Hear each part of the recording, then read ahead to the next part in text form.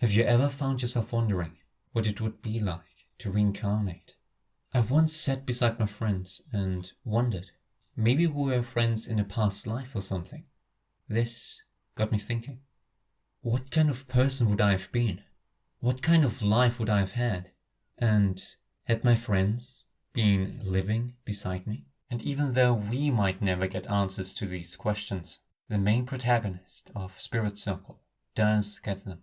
Spirit Circle is a manga by Satoshi Mizukami. It has about 45 chapters or 6 volumes. You might know him from his other works like Planet With or Lucifer and the Biscuit Hammer. We experience the story from the perspective of a young boy called Okea Futa. Futa leads a fairly ordinary life as a 14-year-old middle school student until Ishigami Koko comes into his life. She quickly becomes his crush, but a robe-wearing man starts to appear near her. Things seem to be going well though between Koko and him, but when Futa greets the robed man, Koko turns around and threatens to kill him because he is her enemy from a past life. From then on, we follow Futa as he goes on a journey through the most significant moments of his past lives, as a mysterious figure starts looming over him and the plot unfolds. Part 1. The main plot. The story is firstly presented in a way where you empathize with Futa. He's, just someone thrown into those situations, being made to rewatch his old lives, and being antagonized by Koko. But as I reread the passages of Spirit Circle again, actually that's a weird way to put it. As I reread parts of Spirit Circle, it hit me. Fortuna is Futa. Just after all the different life lessons learned along the way of the different reincarnations. So, from a different perspective, it really is him, and he's confronting his wrongdoings. And with this perspective, I personally understand Koko far more. But at the same time, as you go through the lives of Fortuna, each life is unique, and each reincarnation is their own person, with their own personality, including Futa himself, of course.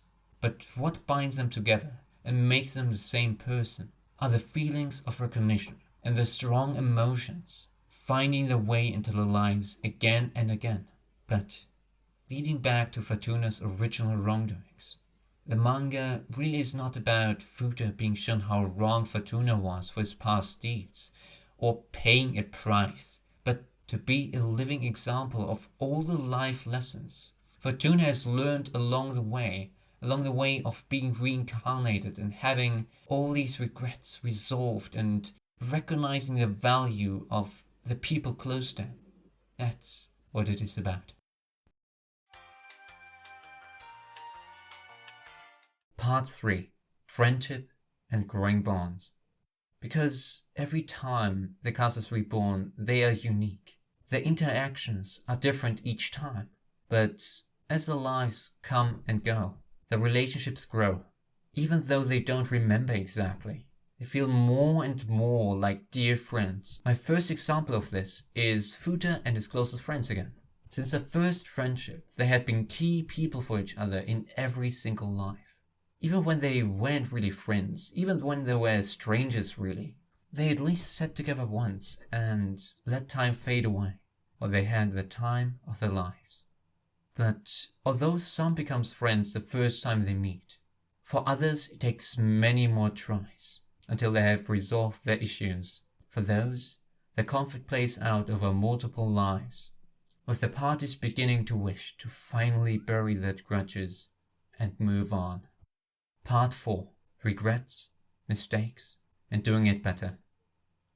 Something that is the most defining thread throughout the story, I feel, are the recurring visions of the past. Or sometimes a gut feeling. I've mentioned already, but I think I've figured out a pattern. It goes something like this. Futa does something or experiences something with or sometimes without his friends. Something reminds him of a past experience. There's a lingering feeling, regret, joy, hatred, or something in between. This makes the character reflect on how they live their current life and on the feelings left from what they think are dreams. Now, to the conclusion. Moving on from regrets and acting on fulfilling your unfulfilled aspirations, but also enjoying moments of bliss with your family or friends. That's really what the story is about.